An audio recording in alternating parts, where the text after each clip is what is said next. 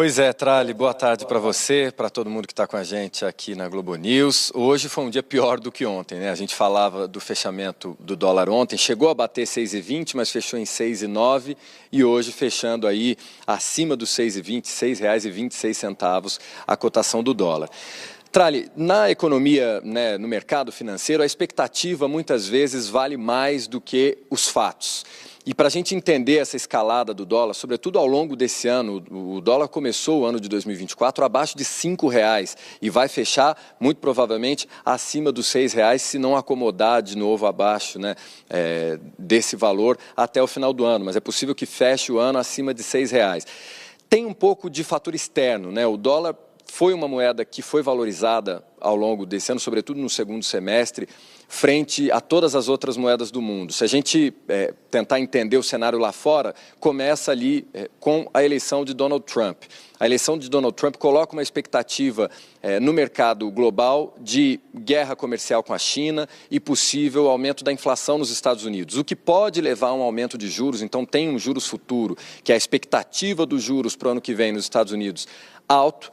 E se houver os juros altos nos Estados Unidos, os investidores levam o dólar de volta para os Estados Unidos e faz com que a moeda americana se fortaleça em relação a outras moedas de mercados emergentes, como o Brasil, por exemplo. E tem o cenário brasileiro, que é a expectativa do mercado financeiro, da Faria Lima, né, como se diz aqui no Brasil, em relação ao governo Lula e em relação ao interesse do governo Lula de cortar gastos, de reduzir despesas, é uma expectativa ruim, é uma expectativa baixa. Mesmo que o governo tente dar sinais ali, né, ao longo de todo esse ano, o ministro Fernando Haddad, o ministro da Fazenda, fez reuniões. Eu fui a eventos em que ele ia conversar com o mercado financeiro, sempre falando do pacote fiscal, do corte de gastos e da reforma tributária. Eu cansei de ouvir palestras do ministro em eventos com o mercado financeiro, com bancos, nesse sentido. Mas o mercado financeiro tem esse pé atrás com o governo Lula, acha que o presidente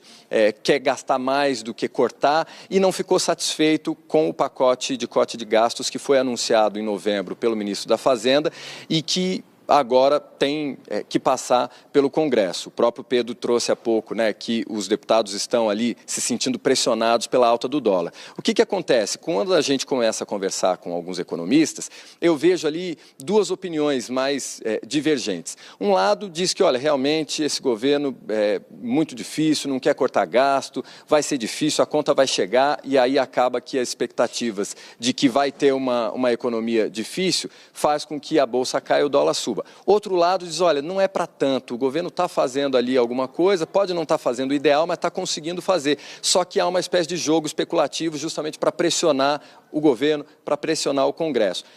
Eu ficaria com o caminho do meio, acho que é um pouco de cada uma dessas avaliações. Trali. E cabe agora ao governo, o ministro Fernando Haddad, a tentar colocar panos quentes, né, dizer que o dólar vai acomodar ali na frente. A gente separou até um trecho de uma entrevista concedida por ele hoje, dizendo que espera uma acomodação do dólar, dizendo que o Banco Central está agindo e o Tesouro está agindo também. Vamos dar uma olhada. Nesse momento, né, em que as coisas estão pendentes, tem um clima de incerteza que vai fazer o câmbio flutuar, né? Mas eu acredito que ele vai se acomodar, né? Sobretudo, nós temos conversado muito com as instituições financeiras, previsão de inflação para o ano que vem, previsão de câmbio para o ano que vem. Até aqui, nas conversas com as grandes instituições, as previsões são melhores do que a que os especuladores estão fazendo. O Banco Central tem intervido, o Tesouro hoje passou a atuar também na recompra de títulos. Nós vamos continuar acompanhando até estabilizar.